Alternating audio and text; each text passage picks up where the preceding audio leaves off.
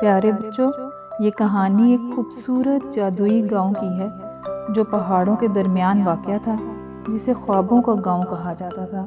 یہاں لوگ، جانور سب مل جل کر خوشی سے رہتے تھے۔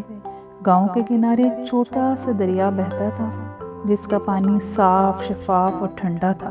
ایک دن گاؤں کے بچے کھیل رہے تھے جب انہوں نے دریا کے قریب ایک چمکتی ہوئی بوتل دیکھی۔ بچے حیران ہو گئے اور بوتل اٹھا لی۔ جیسے ہی انہوں نے اسے کھولا، ایک جادوئی روشنی نکلنے لگی اور ایک خوبصورت پری ظاہر ہوئی۔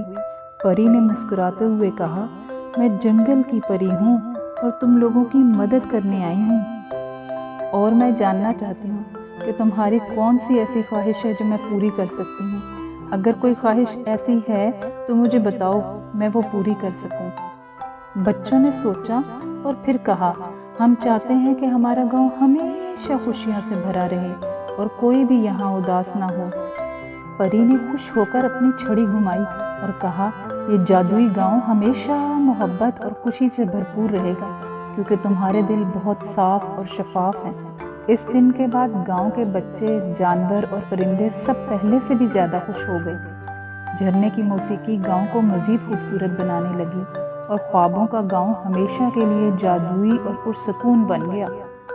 پیارے بچوں، یہ کہانی بچوں کو خوشی، اتحاد اور دوسروں کی مدد کی اہمیت سکھاتی ہے۔